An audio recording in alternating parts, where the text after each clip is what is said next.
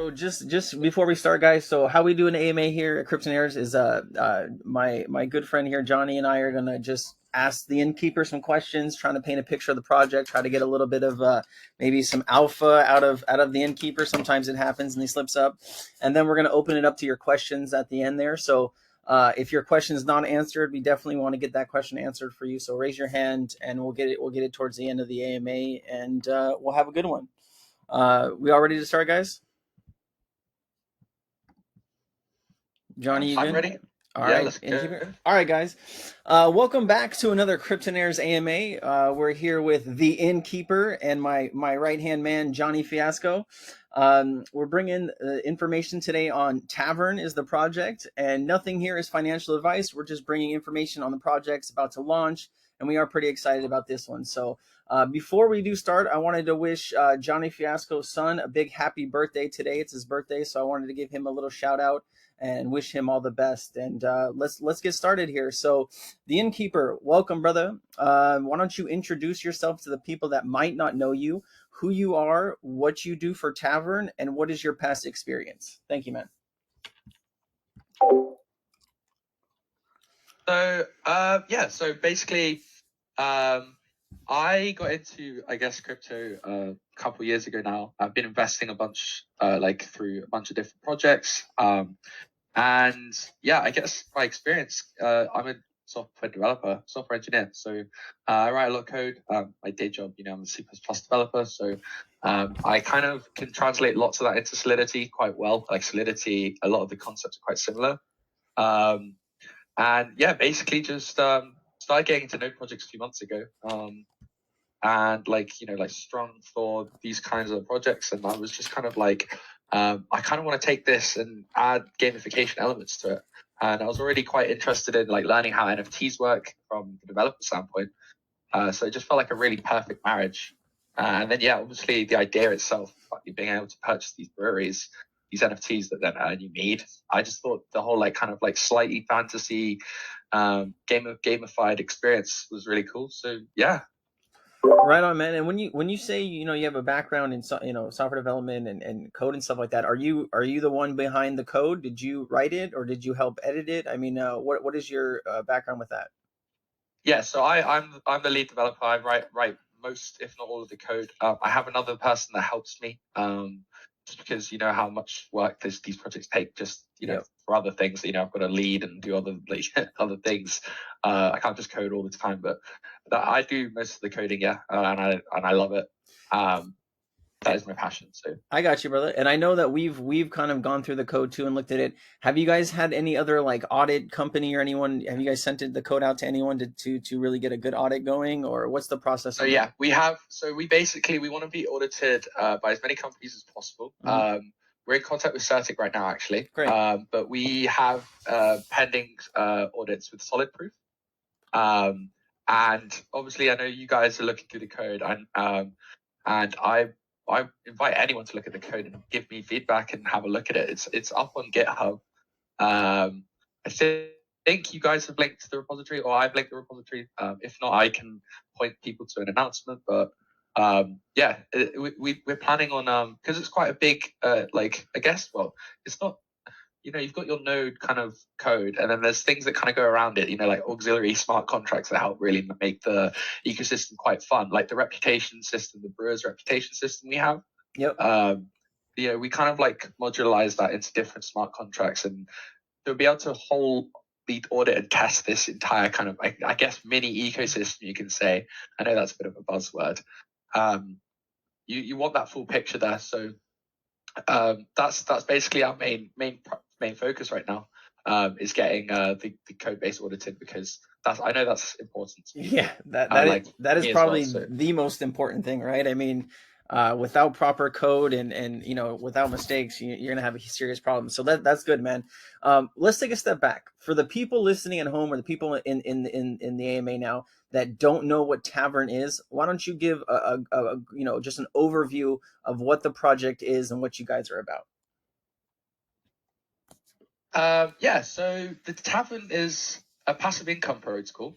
I kind of called it that just because I didn't really want it to be a node fork. I know there's a lot of node projects, and especially some of the older ones like to have this idea that you actually purchase a node from that project that would then they'd set it up and they'd be mining or like validating transactions on that network and using the revenue from that to pay people. And you'd have your own RPCs. And I know a lot of node projects kind of used a bit of techie trickery to kind of like, some of them would actually be the same node that people are just sharding into via different custom RPCs.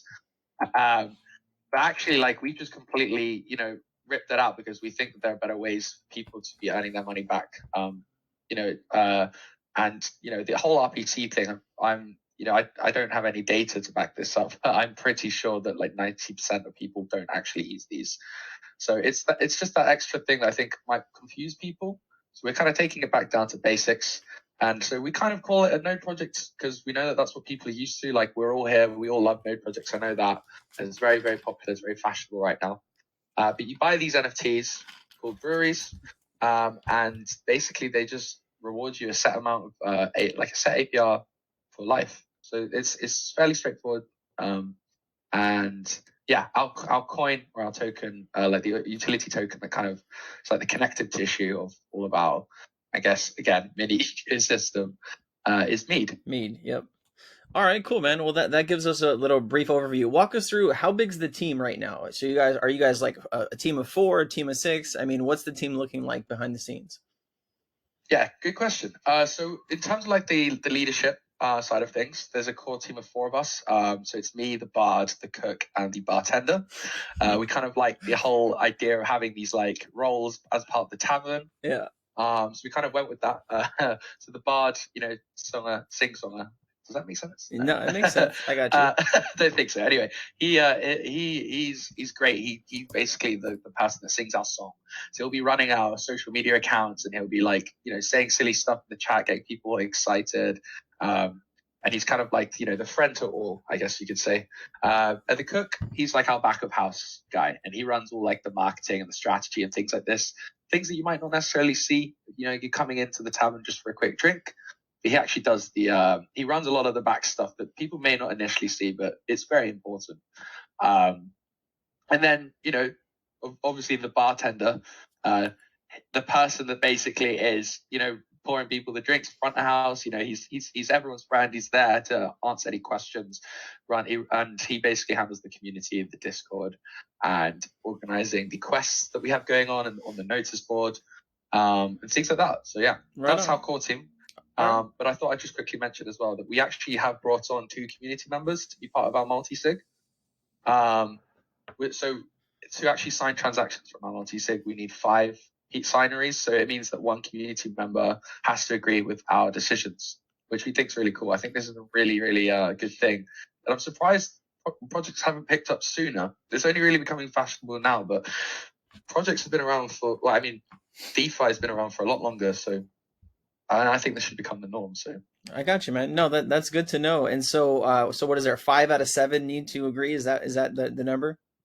It's 5 out of 6. There's 6 signers, and 4 are our team. Our team also we've all known each other for a long time. We there's a lot of trust in our team, but we know that the community, we need to forge that trust from us to the community as well. And this is like a perfect way to do that, I think. All right. Yeah. Fair enough, man. So walk us through, so how is this going to work, right? So people are buying the mead token and they're going to be using the mead token to set up breweries. Is that kind of how people are going to be participating, and then they're going to be upgrading their breweries and different things? Walk us through how people are going to be participating in the project. Yeah. So I guess, people will purchase mead, and this will kind of be like the thing that they will use to interact with I'll try and use a different word next time, a mini ecosystem. When I say interact, I don't mean like gas fees. I just mean you can purchase your breweries using mead. You can purchase also, we have things called renovations. And these are things that can upgrade your breweries or change the skin. So we're going to have basically different skins for people that maybe want a different flavor. These will be things such as like a nature brewery, or, we've even got the evil brewery, which is a bit of a favorite. And then this can also allow us to offer mystery skin boxes, and all of these will be charged under the mead, token. But mead will also be used for, other things. So we've got the Brewers Guild, which is something that basically we've already starting to work into the fabric of our project. Like a lot of the smaller minor decisions I like to bring forward to the Brewers Guild now and talk it through with some of them. Right now it's just the whitelisted group and the OGs of our Discord, but eventually the Brewers Guild will be open to anyone that actually owns a brewery. So owning a brewery will be like your invitation, and yeah, basically all that this does is basically allow you to vote on proposals, create proposals, and this will all be done based on your need balance across in your wallets to your pending rewards, and that will basically allow people to kind of like govern the project and the protocol. And then real quick, sorry, I know I've rambled, but no, you're good. Keep going. The Tavern games. This is kind of like one of the more concrete use cases that we thought we would add. Something a bit that's quite simple but also effective. We don't want to overcomplicate things and make promises that we know that like are just completely I guess ridiculous. So we wanted to kind of like keep it in part of the theme of the Tavern. We're a project that we believe in like relaxing, and people should come and relax, have a drink. Your breweries are going to make your money for you, so you don't need to worry. You come and you sit in with us. We'll play some games, maybe do some. The bard might sing us a song if we're lucky, and yeah, you can pay me basically to wager in these games, in the Tavern games. So those are kind of the different things that you can use mead for. Yeah, nice. So, that was a long answer, no, you're good. And I have a couple questions about the games a little bit later on. I do have some more questions, but Johhny, I know you probably have some great questions. You want to go ahead and jump on in? Yeah, absolutely. So you guys are doing something that's becoming more popular these days, which is essentially gamifying the node token NFT type of space. And I want to highlight some of the things that you're doing differently than protocols recently that I've noticed and I really enjoy. First of all, we talked about mead as being one way which you can participate in and buy breweries, but you all have also focused very, very heavily on having high liquidity. For those of you that don't understand, this will really help with price volatility. Can you talk us through how you can create liquidity pool tokens and then purchase breweries using that? It seems like you have a really nice system set up for that. Yeah, no, thank you for actually asking this question, because it lets me talk about the thing that I love most about this protocol. So basically, to me, when I looked across node projects that were currently out there, and I was even invested in some where like they would have to either cut rewards, things like this, which is obviously it's understandable from the project side of things, but it's kind of like a lose-lose situation where like you're damned if you do and you're damned if you don't. So you want to be able to focus on the sustainability in any way that you can. And one of the ways that we're trying to do this is focusing actually where the value of these tokens matter, which is underpinned by your liquidity pool. And like you said, for people that don't quite understand the mechanics of liquidity, is basically if it helps with price volatility. There are projects that might launch with a really, really small liquidity of maybe 10,000 USDC, and they might mint themselves a bunch of tokens, and so the market cap might be billions, but actually you can't sell all of those tokens to get billions out. So that's kind of like a little bit of a way to explain why liquidity is important. You want a lot of USDC. We want a lot of USDC in our liquidity pool because it means that people can sell into it and also buy into it. Like it attracts whales. Whales don't want to put loads of their hard-earned money into a project unless they know that there's a lot of liquidity that can support them. And also, we want to lock this so people have that, extra security. But yeah, anyway, sorry, tangent. I'm really bad at answering questions. You do, brother. You're doing your job. So no, to answer specifically, yeah. So basically, people can actually create liquidity or add liquidity into our project, and you receive a receipt token called an LP token. And this is basically like your how it's basically like you can use this to redeem back the liquidity that you deposited. Now, you can actually purchase breweries using these LP tokens based on their face value. And the reason that this is important is because it basically means that people will be continually incentivized based on something called the liquidity ratio to purchase breweries using liquidity tokens, therefore giving the protocol more liquidity and continued liquidity throughout its, forever. And that's, I think, to me, one of the most important things. I've not really seen other projects focus too much on it. I think so. The actual mechanism that we use, for those that are interested, is we take the ratio of the reserves, the USDC reserves, against the fully diluted value. So as an example, say we've got 500k USDC in our liquidity pool as a reserve. It would mean our liquidity is at like 1 million, but we don't take the full liquidity value. We take the reserves of the backing token, which is USDC. Say our starting market cap, for example, is 2.5 million. That would be a ratio of 20%. Now, as people buy and buy and buy, based on how the automated market making curves, the market cap will start to exponentially go, and this will mean that the liquidity ratio will slowly drop.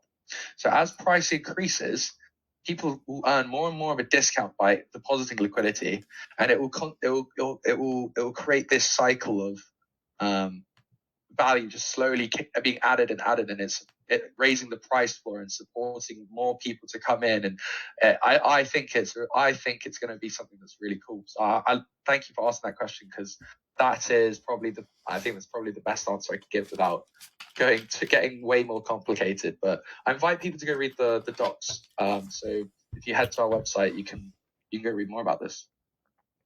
Thanks, man. I'll simplify it a little bit for those of you that are like, that was a lot of stuff I don't understand.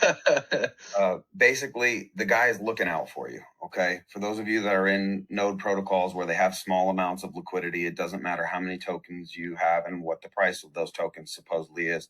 There's only X amount of liquidity to exchange them for in the pool. If that runs out, you essentially have nothing until some more token is sold to bring more liquidity in. So he is drastically incentivizing people to provide this liquidity by selling them breweries at a discount. And they have a mathematical ratio to do that, which actually I ran the math and it works really well. So congratulations to you. I'm really glad as you're thinking about that. And I would encourage other protocols to take a look at your white paper and do something similar, try to innovate on it. But yeah. I really like that aspect. And you're right. That is one of the most important parts of your protocol, even if it might be beyond the technical understanding of some users. It's there. It's very important, and you guys should be glad that it's there. So I appreciate that. Yeah. I wondered real quick, just for people that don't know how, I assume you can just create these LP tokens on Trader Joe, just like any other LP token. Yeah, so you can do that, but we also have a zapper so it does it all in one go for you. So we're gonna the support for this would need to add the front end like UI elements, just so there's some nice feedback there.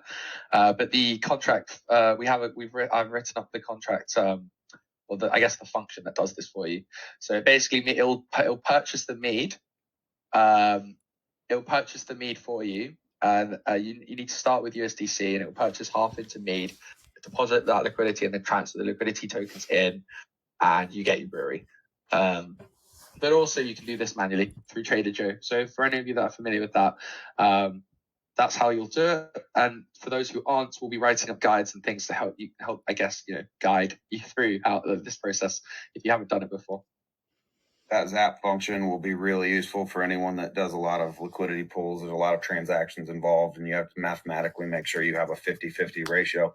And it sounds like they're trying to do the work for you there as well. So and the other thing I noticed was that you are going to have a function for staking those liquidity pools for rewards initially as well, correct? Exactly. So another thing, we still wanted to focus on this liquidity, and we're thinking of how other ways that we can actually still, join a bunch of these different things that all kind of complement each other. So there's another way, and we're going to be offering a staking incentives for people that stake LP tokens. So you'd still retain ownership over these tokens, meaning that you could then take your liquidity out at a future point. So basically, you basically will be rewarding people for staking their LP tokens. So you can go deposit your liquidity and then, stake those LP tokens and earn mead rewards. Yeah, that's another really cool thing, man. That's an innovation that a lot of protocols who are using the same kind of gamified node NFT, they don't have that mechanism. So I was happy to see you incorporating that. Another thing that I noticed about your protocol, everyone is trying to attack the issue of sustainability in these protocols. But I was happy with the way that you gated a lot of your math, so to speak. You're encouraging people to play the game long term by providing a better ROI if they choose to do so. Yes. And you have a couple systems for doing this, which are actually really simple. The first is just a couple simple tax. So you have a claim tax and a sales tax. And something that I really liked about your taxes is that they go straight into the treasury and the rewards pool. Anyone that's not aware, a lot of times the taxes are where the team takes a percentage of these and puts it in their dev wallet or their marketing wallet, which in good protocols can be good, but in bad protocols is just a slush fund for the devs. You guys are actually depositing this straight into the treasury and straight into the rewards pool. So can you talk a little bit about your taxes and how and the numbers on those and how they float around? Exactly, yeah. So basically, when people purchase breweries, the mead that they use, 70% of this will go straight into the rewards pool, and this is where rewards are drawn from when you make claims. And the other 30% will go into the treasury, which is multi-sig. And so also when you purchase with your LP tokens, these go straight to the treasury. There isn't a split because we can only reward people mead. So that's just how the nature of that. And it's the same with USDC. So that would go to the treasury. And we're currently looking at maybe allocating like a fixed amount of the proceeds from this just into buyback. Because at the end of the day, if we want people to be using mead. We want the best thing for the protocol is when people purchase with mead. But once the value of mead goes so high that the liquidity ratio drops, then it becomes more incentivized to buy with LP tokens, and that system's completely done on chain. The discount is just like a basic linear interpolation function, but the discount's calculated on chain, and so there's no like. This isn't controlled by us. This is going to always be there as part of the protocol. And then claim tax. Yes. So based on your reputation, you will have a claim tax, and basically as your reputation increases, your claim tax will decrease. And this is basically a really cool way we can add more gamification to it, using our brewer's reputation system. So basically, yeah, the brewer's reputation system is just the better things that you do for the protocol, the more reputation you'll get, and it'll drop your tax. And you'll also get a cool rank in Discord. So we're trying to kind of like feed things back into the Discord more so that people, we can add to that community and that feel of like being in a tavern and all being together. And then finally, the sell tax. Yes, so we're going to have basically a sell tax, which is going to be a fixed percentage, not flat, of 10%, and this will also go to this will be split as well. So this will just go to the treasury. But the treasury also will be using the mead that it accrues for, for example, topping up the rewards pool if we want to, or doing anything else that we need to do. For example, like selling them directly via like bonding mechanisms. Because basically sorry, yeah, were you going to say something? No, I was gonna. Why don't you finish your thing and I'll go back to it. No worries. Finish your thought. Sorry, yeah. I've just been talking for so long. I realize I'm not really giving anyone No, you're good, man. an entry point. Keep going. Cool. So the reason that's important for projects, for people that don't understand, is if people pay for mead on a liquidity pool, that USDC is deposited into the liquidity pool. So the project can't actually use this. They can't go and reinvest this to maybe earn more returns in the future because it's in the liquidity pool. So you've actually got a lot of reserves stuck in these liquidity pools that isn't being like reinvested. So it's important to also be mindful of this. I believe when it comes to running a protocol, especially for anyone that has like an investment background, it's like a simple opportunity cost thing. So yeah. Well, a couple of things. So when you're talking about reinvesting, are you going to be taking funds and what are you going to be reinvesting it into? So this is something that we haven't marketed as like one of the main things. Yeah. But we do want to be using, for example, I don't know if people here are aware of like the Anchor protocol. But this is like a very, very, when I say safe, it's safe relative in crypto terms, where you can earn like very decent amount of reserves, returns. And to me, it makes sense not being just sat on a bunch of these reserves and rather having them invested. Does that sort of make sense? It Just does. because, yeah. If that answers So that. you guys are still figuring out what you're going to do. I wanted to back up to reputation, right? Because that's going to be, sales taxes and different things. So is it right to say that if I'm claiming every day, my reputation's going to basically be shit? I mean, how is reputation going to work? Is that around claiming or is that around something else? So there is a mechanic that we use to punish people for claiming often. And we are actually looking at extending the brewer's reputation to kind of incorporate some of these elements. This will obviously be something that's voted in by the community. But yeah, the brewer's reputation right now is it just pops up based on things that you do. So they're like actions such as if you purchase a brewery using mead, or there's different amounts that you gain based on that, and then also like staking your mead. That is also a way that you can earn reputation. Staking your LP, like your mead USDC LP token. Sorry, I should specify. And then so you don't lose reputation for claiming off them, but actually you do gain reputation for not claiming. Got it. So there is actually still I was wrong. Is there other way to gain reputation other than claiming and not claiming? I mean, is there other gamified ways that we can, have better rep, to do with our breweries and different things? Yeah. So one of the things that was actually suggested in our community was basically incorporating social media aspects into it. So like going out there and like shouting the project out, or like telling people it's a really cool, interesting thing that you like about it. We want to figure out a way where we can like award this brewer's reputation. This isn't something that we are necessarily full focused on releasing as like a full-fledged feature, but it's an interesting one that we're talking about right now. So that's going to be pretty. It's going to be pretty difficult to track posts on Twitter unless you're going to have to create some type of system where somebody creates a post and then tags their post in some kind of Google form or something like that to show you that, hey, they're building their reputation. That's going to be very hard to do when it comes to social media, but I'm sure you guys will figure it out and go from there. I did have some. No, go for it. What's up? No, you said. No, it's fine. What were you gonna say?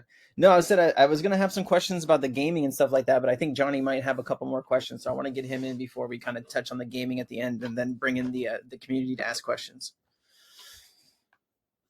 You got any more, Johhny? So a little bit. I want to leave some of them for people in the audience to ask, but basically, in addition to purchasing breweries, one of the ways that you're going to be able to spend your mead, and this is an important way, is in buying other basically NFTs to increase your fermentation rate and other aspects that will help you in the protocol. These are important because you all are going to control the amount of breweries that are able to be purchased, correct? Yeah, correct. So you've built in additional use cases for mead because essentially you need people to buy mead for the mead token. Can you explain what some of those are and basically how they'll be used when you're not releasing breweries? Yeah, so there's two main types of renovations that we will be like selling, and these will be consumable NFTs. So you can buy these and sell these on marketplaces, or you can give them to a friend. So this is great if we want to run like giveaways and things like that. But yeah, these are basically just NFTs that you can buy that do certain things that influence how your brewery behaves. So, I mean, one of them is the yield. So you can increase the yield, and the other one is decreasing the fermentation period. Now, I don't think we touched on the fermentation period explicitly here today in this AMA. So just quickly, the fermentation period is a 14-day period that we basically prevent breweries from gaining experience.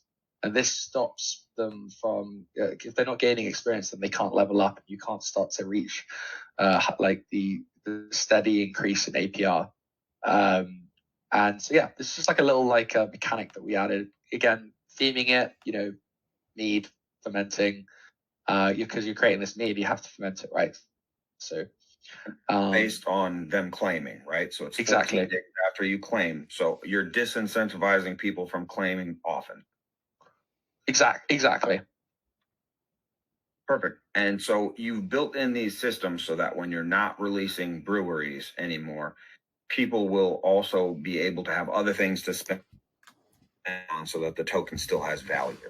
Yes, exactly. And that's a great idea. I think a lot of protocols, don't think enough about building additional use cases for the token should they need to, slow down node creation for some reason. So I'm glad to see you all are doing that. The other thing is that I'll touch on before I turn it over to anybody else is you've also kind of built in a way to keep the barrier for entry low. Let's say that mead takes off and the price goes much higher than what you're going to list it for at launch. Then obviously it may not be within people's means to build a brewery, right? But you also have plans to release what you're calling a home brew kit. Can you kind of go over that and how it helps people have a low barrier to entry? Yeah, so exactly like you said, in the case where mead skyrockets and it starts to become a lot more expensive, the barrier for entry obviously goes up. And we still want like people across the whole range of their risk and their risk tolerance and how much they're willing to invest. We want to be able to accommodate for that. And so that's where we developed the home kits, the homebrew kits. So basically, what this is, it will always have a fixed price in dollar value, but it will still be purchasable with mead. So it basically means that there's always going to be like a launch price entry point, basically. Because at launch, breweries are going to be $100 USDC each.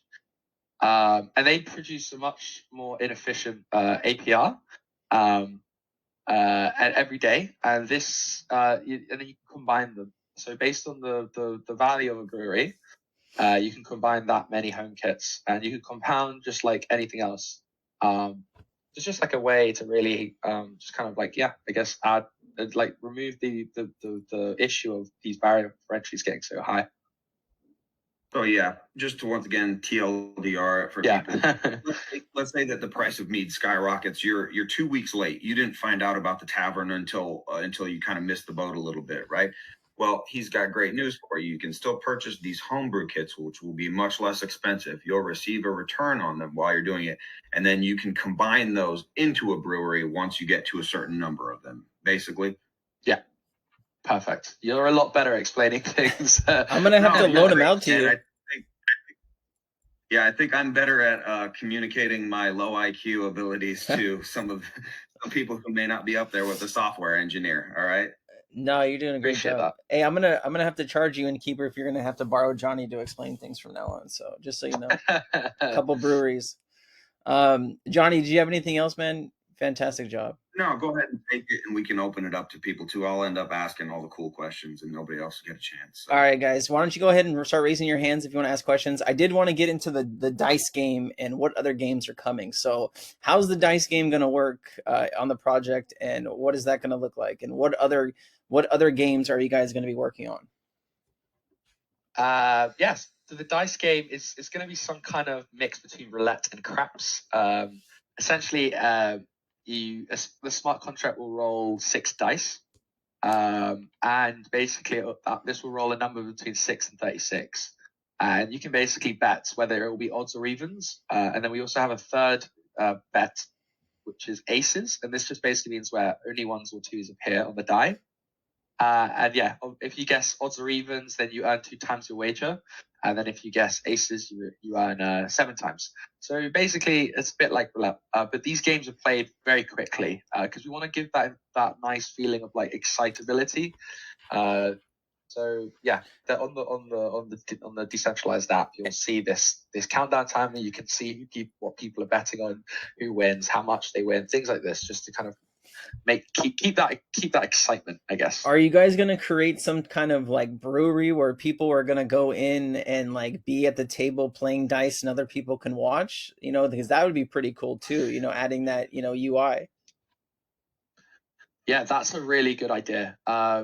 Yeah, that's actually a really good idea. We'd love to explore that. Hey man, no, and it's all good. We're here to help you make the project better. What other games can we look forward to in the future? Like, am I going to be able to be playing poker with some people, betting my mead and just taking it all down, or what? Yeah, great question. We want to do when it comes to poker, you could definitely find an on-chain solution, but we've seen actually success where it's just like an actual just playing like a poker, like online poker tournament, for example, with our community, and maybe like awarding people like first, second, and third place. But there are more games like on-chain, like automated tavern games that we want to develop and build into the ecosystem. But we don't have a specific one that we're like gunning down for game 2. So if anyone has any suggestions, we are always welcome. Oh, we got some people joining. Yeah, I'm bringing them up real quickly before I get these guys' questions. So if I bet 100 mead, I lose 100 mead. I'm sure the game takes it or whatever. What are you guys doing with all of those gambling, ungambling profits? What are you guys doing with that money? That will go into the rewards pool. It will be split. Okay. So that we haven't got a specific split yet, but a large majority will be going back into the rewards. And you guys have done the due diligence to make sure that nobody can go in there and manipulate the dice to roll 7s or aces every time or something. No. It's so we've had a meeting with Chainlink a few weeks ago actually. We basically are going to be using their verifiable randomness. Great. So just want to make sure people are protected. Sorry, I didn't. I just want to make sure the people in the project are protected, right? That could be a serious problem. Exactly. So no, that's great that you guys have done the due diligence. All right, Matthew, you're up. Why don't you go ahead and ask your question to the innkeeper? Thanks, I appreciate it. Just one, I probably missed as I got in here a little bit late on the breweries and stuff. I've bought quite a few breweries. And is that when that last 400 on the 5th batch is filled, is there going to be any more breweries, or you just have to do like you talked about recently here about just buying brew kits and then turning them into breweries? Yeah, good question. So actually the supply that you see there is the pre-launch allocated supply. Once we go live, there will be more. But for now there won't be. In terms of renovations, I'm hoping that we can figure out a way to offer these ahead of schedule, so people can start to pick them up. And then your rewards for these breweries and everything will launch when the Liquidity launches. Got it. Thanks. I appreciate it. Thank you. Thank you, Matthew. Appreciate you. Tigers. What's up, Tigers? Hey, how's it going? I love this project, and I have some breweries now. But I just wanted to kind of hear what the next steps are in terms of just like timeline, and I kind of read as much as I can on the Discord. I'd like to hear, where things you want to hear more about our timeline? Exactly. Yeah. Cool. So yeah, we want to basically expand out, I guess, in terms of like our presence. One thing that I thought could be interesting is maybe figuring out a way to bridge across different chains. There'll be more cosmetic skins also coming out, and so I don't know how much you've read the white paper, but our main two like things that we're going to be rolling into is the Brewers Guild and the Taverns games. So yeah.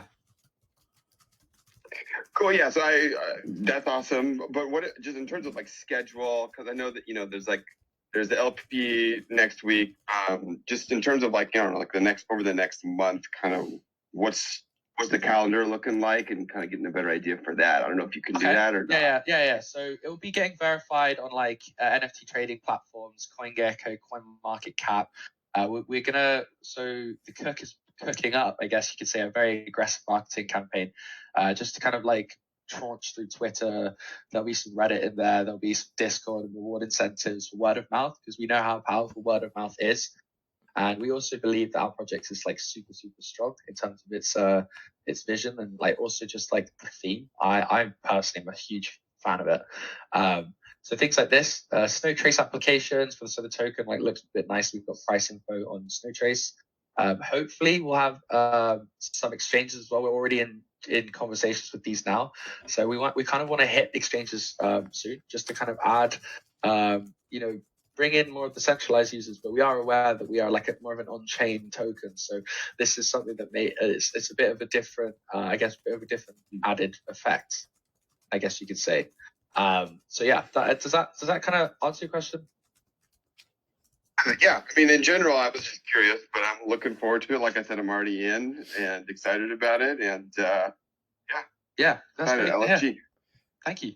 Thanks, Tires. LFG, I'm behind, guys. I don't have any breweries. I guess too many projects going on. I'm missing all the good stuff, so I got to catch back up.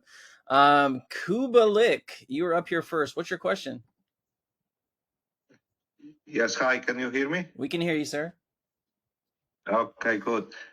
So, if I already have a brewery, and once the project launches, do I need to do anything to start gaining meat, or is it automatically it's gonna? automatically done. So the minute the time passes a certain timer, or like I guess a time point in the future, you will start gaining the rewards. This will happen on launch, so you don't need to do anything.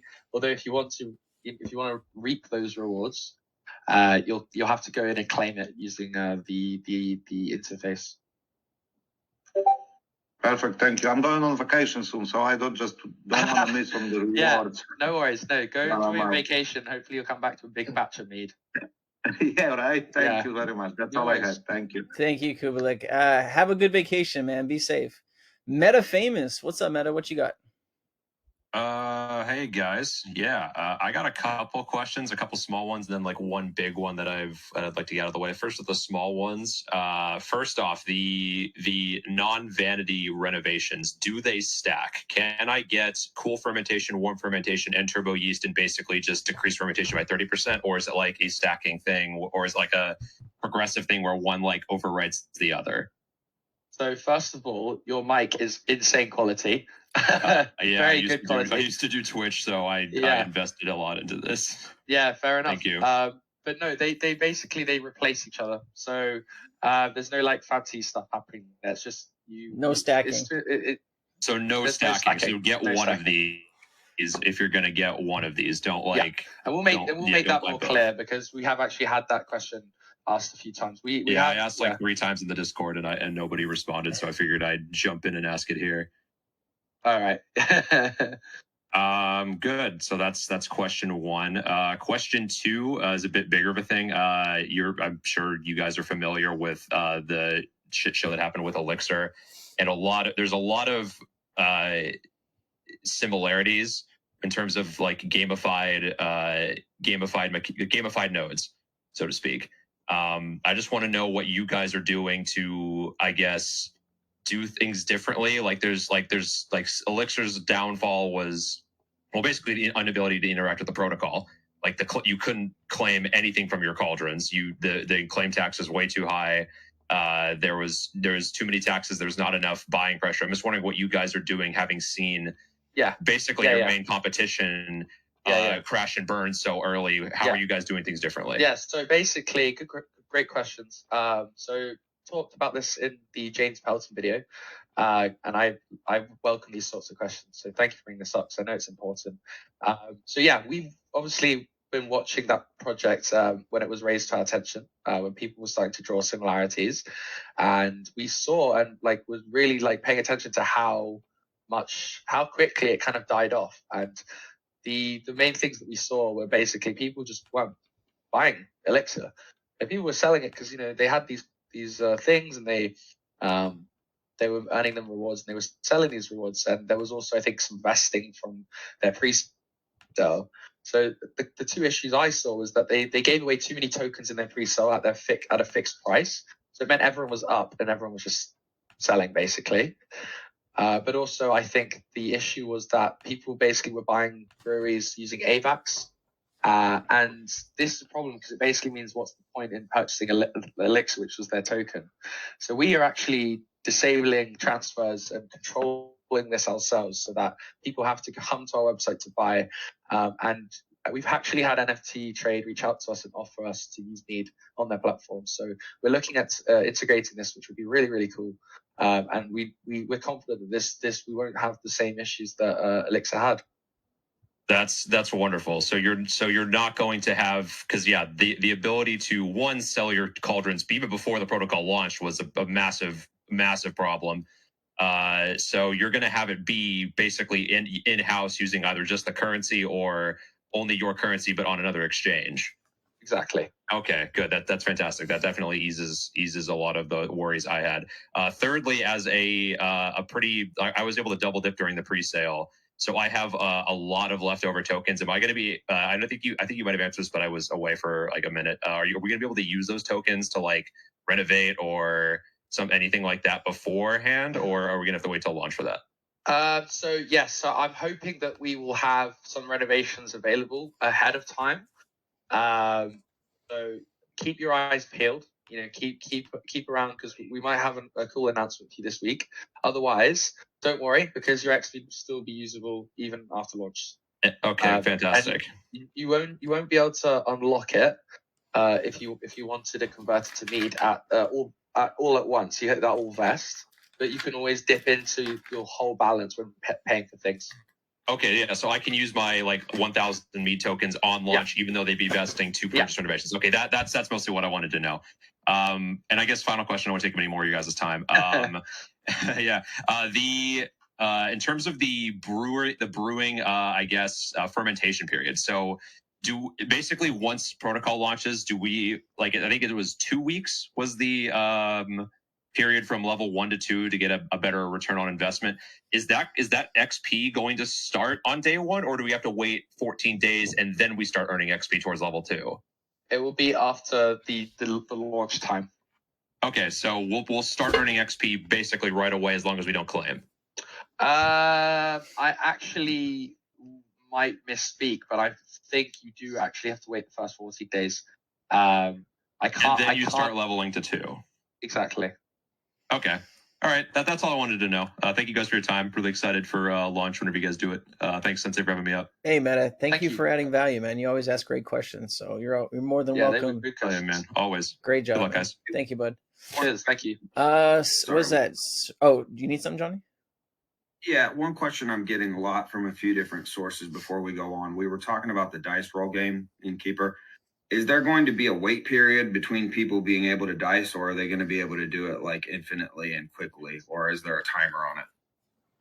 What do you mean by a timer? Do you mean like a time to play or in between games? Yeah, they get to, let's say they get to shoot and play a game or whatever, and they win or lose. Can they do it again immediately, like a complete degenerate, or is there a timeout to try to help them with their gambling problem? Oh, there will be gambling. We have a team. Well, we've got 3 lawyers that we work with. They're basically helping us abide by all the regulatory things, and we understand that they're a gambling company, or not even that, just ethically. You need to have timeouts and limits and things like this. We want to have all of that. Yeah. I'd say we just milk the degens, but yeah, probably got to go with the lawyers. So. All right, Johhny. Thank you, man. And also, too, I mean, maybe you guys take 5% of the profits made from the gambling and donate it to, Ukraine or something like that. That'd be something interesting. What is that? Sir Chambo, what's your question? Hey guys, thanks for having me. Quick question about breweries. I think you touched on it earlier, but I wasn't sure and I wasn't completely clear. What is the intention in terms of the upper bounds of breweries? As to how many you think you'll have? So It's a good question. It completely depends on like supply and not supply and demand, but on demand. You know, we are gonna have more on launch, so it depends how quickly that fills up. Really, how much demand we have, how well our marketing translates. A figure that we had somewhere, just to give you kind of like something to anchor yourself to. Don't read into this too much. It was 25,000. So that was something that we had kind of like almost as like a bit of a framework, but we know like in reality, like it's hard to plan because we didn't know how big this project was going to get, for example. We didn't know how popular it got so quickly. And so, yeah. That's great. And if I could have a follow-up question, it just has to do with what you spoke about with NFT trade. When do you guys think that type of integration could happen on your marketplace? Is that going to be within the first 30 days or is that going to be outside of that timeline? I believe it should happen fairly quickly because I think they have this feature already there for certain projects. I might be wrong, but I think it should be fairly fast. I don't want to give a time just until I know. I don't want to like give any false promises, but it should be. I believe it should be fairly straightforward. Great. Thank you very much, guys. Thank you, brother. Appreciate it. Let's go with Xjur. I can't say the name. Dex. What's up, Dex? What's your question? That's fun. So, you were just saying, I think I heard that right, that there would be 25,000 breweries whenever you guys launch. Yeah. Well, I mean, that was more of just like a very rough kind of guideline. Don't read into that too much. But yeah, what were you gonna say? Yeah. So, just in terms of like pricing of those, is there a set for those like after you launch? Sorry, can you speak up just real quick? I'll try and turn you up. Can you say that again, please? Sorry. Yeah, sorry. Is there going to be a specific price for those breweries for launch? The breweries cost 100 mead. That will be their like set price. Right, I see. And then I was just curious when they will start producing mead. Is that going to be after launch? That'll be straight on launch. Yeah. Perfect. Thank you very much. No worries. Thanks, man. Appreciate you asking your question. Let's go with, oh man, Node Nation. What you got? Some people got some weird names. Sorry. Is it Merlin? I can't say it. What is it? Yeah, Merlin. Merlin. It was actually just the same question. Hey man, what's up? It was actually just the same question that Meta had asked. So I think it's already been answered, but it was just about, Elixir did release sort of a statement on why the protocol had failed, the project had failed. And it had not only to do with the secondary market that was undercutting the price, but also with the tokens, the many tokens that were bought in the pre-sale. And I think you've addressed it already. So that's cool. Love your project, man. Appreciate you, man. Appreciate that. Thanks for coming up. Is there any more questions out in the audience? 196 of you. I mean, I know Johhny and Innkeeper have done a great job about, explaining the project, but does anyone have any last minute questions? And then as far as you, Innkeeper, is there anything that you feel is important that we have not gone over for the audience and the people listening at home? You know what? I'm actually very impressed. You guys have clearly done your due diligence and research, and you've asked amazing questions. I don't think there's anything that I would say that we could add, other than people come join our Discord and like come read the white paper, come talk about the protocol, because we're huge fans of it and we love to hear what people have to say. Yeah, no, we're a team of 35 people that work on the Cryptonaires Discord, and we have some of the best researchers in crypto. So, good questions are always going to come out of our community and our members and our team. So, but I appreciate you saying that. Jordy Shore, you have a question for the Innkeeper? What you got? I absolutely do. So, I'm loving everything that I'm going through in the white paper, and as someone who just enjoys trying to maximize profits and kind of see how everything's figuring it out, the way in which mead is spent and the claiming period and all those different points is often you say there's the benefit of buying another brewery with your unclaimed mead, but also there's the leveling up tier. So I'm just trying to understand is in between that unclaiming period or the fermentation period, is it ever at all possible to spend that on an upgrade, on a renovation? And then if you do Yeah, spend it, will that count as claiming? And then you'll have to wait another 2 weeks, the fermentation period, and then the 14 further days for the tier 2 to then happen. Because Yeah, you that's want a to good question. calculate what's the best income to time and everything. Yeah, that's a good question. So the compounding, just because of the way it works, you'd have to kind of strip rewards from the breweries, and that would affect the XP gain in the future. So it would act as a claim, and there would be a fermentation period implied or imposed. Sorry, but it doesn't mean you can't keep claiming. It's not 14 days where you can't claim. You can always claim. It just stops the XP. So if you want to hit the higher tiers and get your higher APR, you need to claim less. It's a really cool system because blocking on the claiming, I think, would create dumping windows.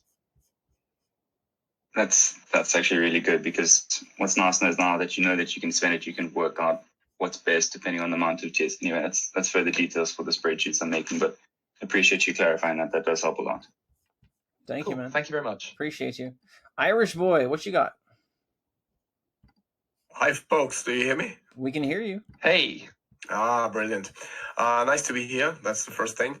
I wanted to know, or asking myself, where do you see the project in 2 years or maybe 3 years? Because everyone's talking about long-term investment and everything when it comes to your personal funds when you put them into a project. So where do you see the project in 2 years or maybe 3 or 4, Innkeeper, please? Well, obviously, I would like every single person in the entire world to own a brewery, because I think that would be cool. Yeah, basically, we want to just continue to create stuff. So, like, just expanding out on things, making sure that we build a vision together with the community.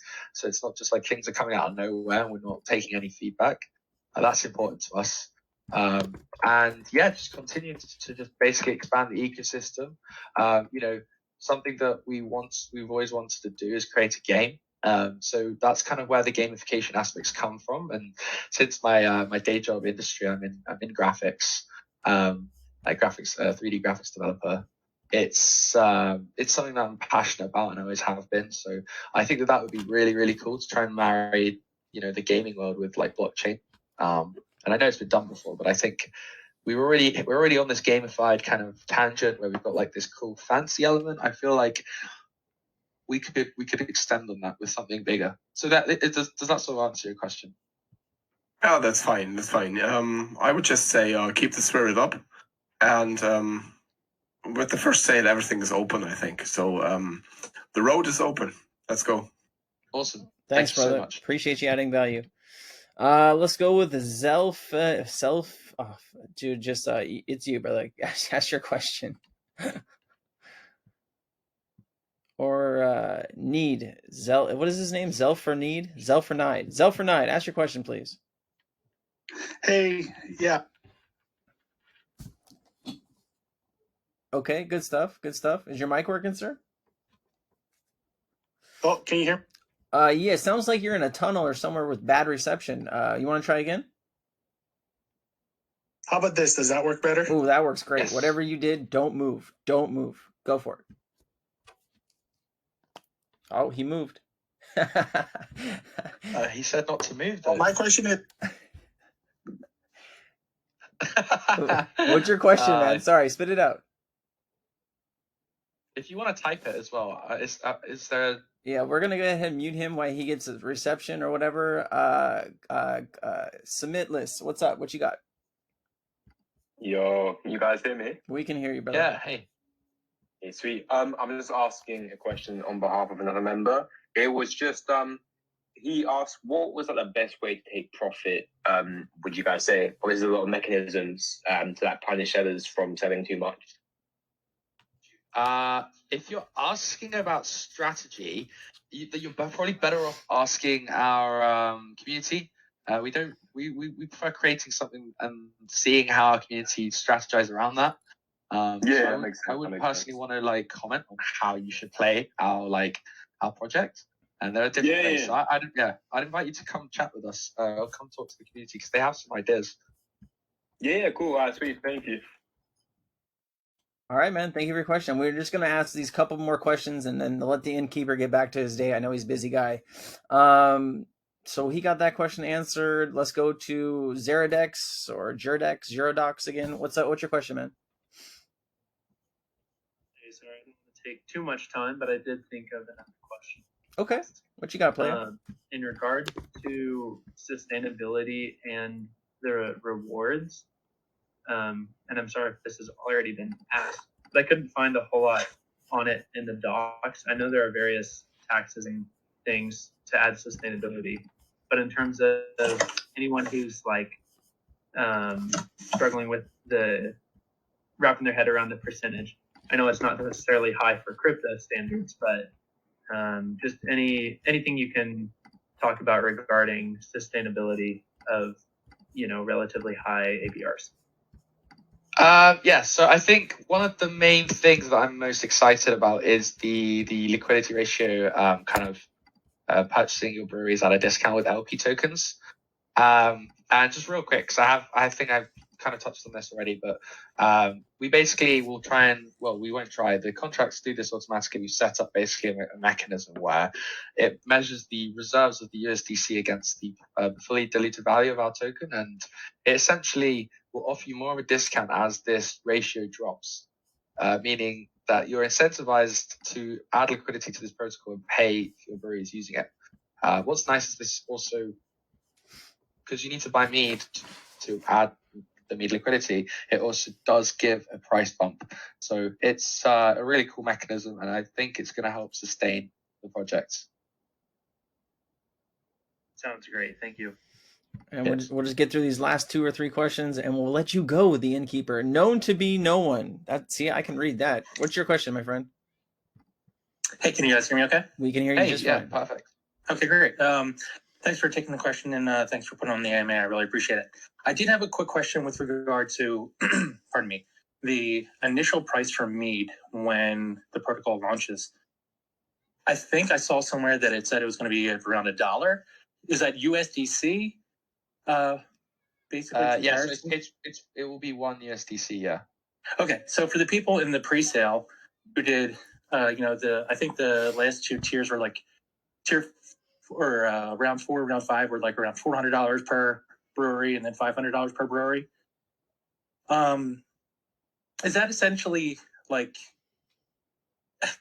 I guess, put into place to help get the protocol off the ground? Since if anyone waits till the actual launch of the protocol or the the launch dates, they would potentially be able to buy new breweries at 100 USDC. Exactly. If you're comparing it towards mead. So basically you're right. So there is a chance, if you are quick enough, that you could buy a brewery for cheaper. There's probably a better chance that you won't. Yeah. Just because it's going to be crazy. We all know how these projects work, and I feel like always arrogant for saying that, and I really don't want to come off like that, but they get so much hype and attention around them that like price usually does like pretty crazy stuff on launch, and obviously it's a competing price. So while yes, we had these batches of NFTs that went from $100 to $200 to $300, they're on $500 now. This fixed guaranteed price that you're paying, and on launch it's not going to be the same. It's not going to be the same guarantee that you'll have. So I just that's an important thing that we wanted to add, because it's, again, you've got to make a decision. It's telling you, okay, do I play it a bit safer or do I risk it? And that also creates like hype, and it makes people pay more attention, I think. And the other reason was because we originally were going to do a public pre-sale, but we decided to move away from this because of with the Elixir stuff, they gave away so like millions of dollars worth of tokens on pre-sale, which was obviously their floor price. So when price went up, people were all in huge profits. It was just selling and selling and selling. Sure. So we still needed to raise something because we weren't selling tokens. And I think we wanted to still aim to raise the same amount as we had planned. So that's why we had this like slowly increasing price. Sure, no, I appreciate that, and that makes a lot of sense. I did have one more question, if that's okay. With regard to the treasury itself, I know you had mentioned as far as doing in part investing the treasury to help sustain the protocol, and then paying out the rewards. You had mentioned Anchor Protocol, which I believe is like around a 20% APY per year or whatever. Is that essentially, I guess, what is the APY for the tavern, or the each of the taverns or breweries expected to be? And do you think that I guess investing in something like Anchor Protocol with the treasury is going to be your only, I guess, move, or are you going to look into other investment, I guess? Yeah, we have so we have 3 bands. We have low risk, medium risk, and high risk, and we'll be exploring options, and we'll make announcements on this. But in terms of like other projects, we haven't got anything like that we're specifically gunning down for, just because our investment strategy would need to be a bit more active, seeing as we're in the crypto space. So there'll be a lot of there'll probably be like jumping around a little bit. But the Anchor protocol is just one that I know is just very low risk. I'm a huge fan of Anchor. If people don't know about it, also plugging them, because I think that this is a really cool project. And 20% APR is still very good if you compare it to like today's market finance. So yep. Yeah. So I'm sorry, I may have missed it. What is the APY for? I guess the Tavern protocol. Because I know that there was a certain number that was kind of like comparison wise thrown around in the documentation. Yeah. But I wasn't sure if it was like 2,000 APY or something to that effect. No. It's 600 or 700 or so, I think, for the initial breweries. Okay. APR. As for APR. APY, we'd need to calculate that. I tend to not give APYs just because I think that they're a little bit more misleading. Yep. Sure. But yeah, I hope that answers the question. Yeah, because it's not auto compounding or anything like that. So the APY would be different. Okay. All right. Thank you so much, guys. I really appreciate it. Thanks, bud. Last 2 questions. Focus, and then I'm gonna go to Nide for the finish. What's going on, Focus? What's your question? Hey guys, how you doing? You hear me? We can hear you just fine, sir. Okay. A quick question regarding the tier structure. I understand that you're going to have 1, 2, and 3, and as you build up experience points, you'll move up in tiers. So when you're playing, will you revert back to tier 1, or how does that work? How do you stay at the tier once you reach a tier? No, so this is something that we've actually talked about before. I'm sorry, yeah. I missed it. No. Sorry, I mean in our community. Sorry, not today, not in the AMA. It's a great question, because that is like quite an interesting mechanic. Like in games, usually your tier can reset and things based on certain. It's like less where if it was a level, it tends to not reset. Leveling is usually something that you only ever gain, but tiers can be like reset. So it is something that we were looking at, but it is obviously quite a big change at this point to add. So this would definitely be something that we'd run through some kind of poll if we decide to add this mechanism. But no, we don't currently do this. All right, sounds good. And the last question is just something kind of related to Elixir. I know people tired of hearing about it, but I was an early investor in Elixir, and I was fortunate enough to get half of my money back, a little bit more than half. And just the way it went, I just want to know, like, how is your team able to, or how are they going to handle adversity as opposed to just packing up shop and just giving up? Like, do you have anything in place to, like, when something arises where it's just not going your way? Like, what's that process look like? Or what measures you have in place to kind of just, whether you stick through it and kind of work the problem as opposed to just giving up, packing up shop? I'm not sure, because it's not ever something I really considered, like packing up shop. It's kind of, it feels wrong to kind of have a plan, an exit plan. I like, so I don't really know how. I wouldn't say you have an exit plan, but that's kind of the feeling. He just wants to know you're still going to be here if something goes wrong, right? Are you still going to be here? Kind of packed up. Yeah. Excuse me? No, I was going to say you're asking you're asking basically if something goes wrong, are they going to work through the problem and not just give up? That's what you're plainly asking. Yeah, no, 100%. Yeah, of course. I mean, when you're developing, it's problem solving, right? Problems do happen and they can be scary, but like you just got to stay calm and solve it. There's always a solution. And like I personally felt like the Elixir devs were trying, like the amount of work and like funding they had, that wasn't their plan. And I think that they just faced so much backlash that they gave up. But that's not something that we're going to do at all. Right. And I understand. And the thing is, I would have stuck through it. I would have still to the end. You know, I invested it, and I believe in what they were doing. They had a miscue, and just working through it. And that's all I'm saying. Is just more of, you know, if I'm investing in something and believing in the project, and I'm going to stick to it. But then also at the same time, I kind of expected on the other end for you to kind of do your commitment in terms of working the problem, and me as an investor, hanging tight until you guys work things out.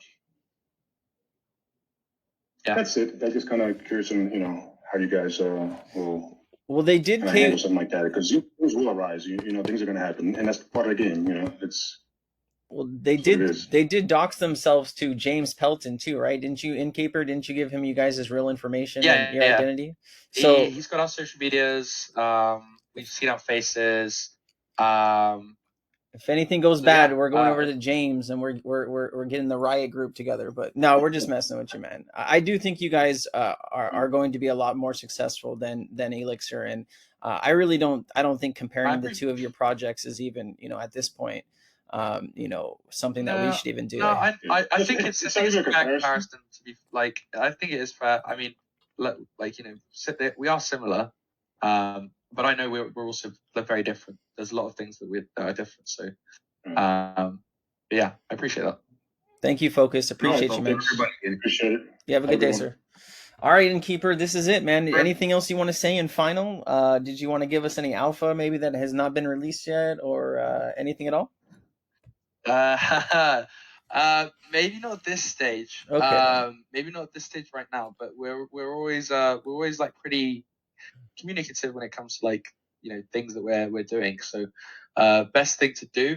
I know I'm in the Cryptonaires community now, so hopefully you'll see my messages around here and there. Yeah. But also come join our Discord. Come say hi.